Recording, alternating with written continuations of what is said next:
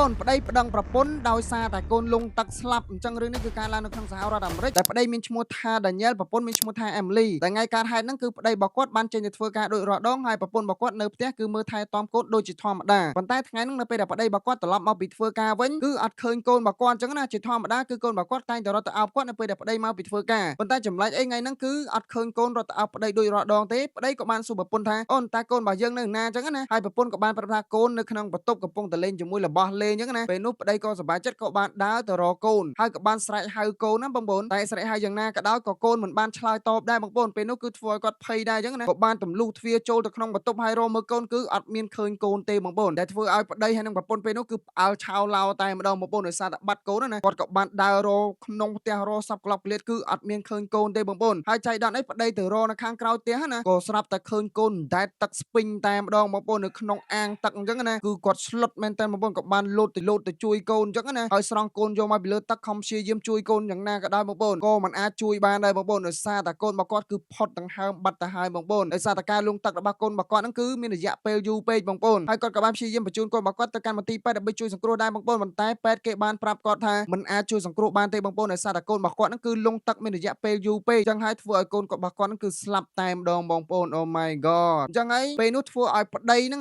ដាញ៉ែលហ្នឹងគឺគាត់មានការខឹងសម្បាទៅលើប្រពន្ធរបស់គាត់មែនតើបងប្អូនគាត់ក៏បានធ្វើការដាក់ពាក្យបណ្ដឹងទៅកាន់ប្រពន្ធរបស់គាត់តែម្ដងដោយចោទប្រកាន់ប្រពន្ធរបស់គាត់ថាធ្វើប្រហែសមិនមើលថែកូនមិនដោយឲ្យកូនលង់ទឹកស្លាប់បងប្អូនហើយពេលនោះសមត្ថកិច្ចក៏បានចោទទៅខាត់ខ្លួនប្រពន្ធរបស់គាត់ដើម្បីយកមកតុលាការធ្វើការដោះស្រាយរឿងក្តីហ្នឹងអញ្ចឹងណាបងប្អូនហើយនៅពេលនោះប្រពន្ធរបស់គាត់ឡើងមកដល់តុលាការគាត់ក៏បាននិយាយទាំងទឹកភ្នែកស្រស្រាក់ថាបងប្អូនគាត់មិនបានធ្វើប្រហែសបណ្ដោយឲ្យកូនទៅលេងទឹកនោះទេគឺពេលហ្នឹងគឺចៃដន្យអីមិត្តភក្តិរបស់គាត់មកលេងហើយគាត់ក៏បានជជែកលេងជាមួយមិត្តភក្តិរបស់គាត់ហើយក៏បានឲ្យកូនរបស់គាត់ហ្នឹងទៅលេងនៅក្នុងបន្ទប់ជាមួយនឹងរបស់របរលេងអញ្ចឹងគាត់អត់ចាប់អារម្មណ៍ថាកូនរបស់គាត់ចេញពីបន្ទប់ទៅលេងនៅខាងក្រោយអាងទឹកហ្នឹងតាំងពីពេលណាទេគឺអត់ដឹងតទៅសោះលុះត្រាតែប្តីរបស់គាត់មកហើយបានរកកូនក៏ផ្អើលឆោឡោហើយក៏រកកូនក៏ឃើញកូននៅក្នុងអាងទឹកហ្នឹងតែម្ដងគឺគាត់អត់មានចេតនាអត់មានបំណងឲ្យកូនទៅលេងទឹកហើយលង់ទឹកស្លាប់នោះទេគឺគាត់ពិតជាសោកស្ដាយមែនតើបងប្អូនហើយគាត់ក៏យំសស្រាក់ពេញតុលាការហ្នឹងតែម្ដងបងប្អូនហើយអ្នកដែលនៅក្នុងតុលាការហ្នឹងក៏មានការអាណិតអាសូរទៅកាន់ប្រពន្ធដែរបងប្អូនជាម្ដាយណាគឺស្រឡាញ់កូនខ្លាំងណាស់បងប្អូនអញ្ចឹងហើយគឺគាត់ចិត្តអត់ដាច់គឺគាត់សំណោះមែនតើអញ្ចឹងណាតែប្តីមិនសុខចិត្តនោះទេបងប្អូនគឺរត់តែដាក់ពាក្យបណ្ដឹងឬចោទប្រកាន់ទៅកាន់ប្រពន្ធរបស់គាត់គឺគ្រប់សាច់រឿងតែម្ដងបងប្អូនហើយពេលនោះតុលាការគេក៏បានធ្វើការដោះស្រាយនឹងស៊ើបរឿងក្តីសួរនាំទាំងប្តីទាំងប្រពន្ធក៏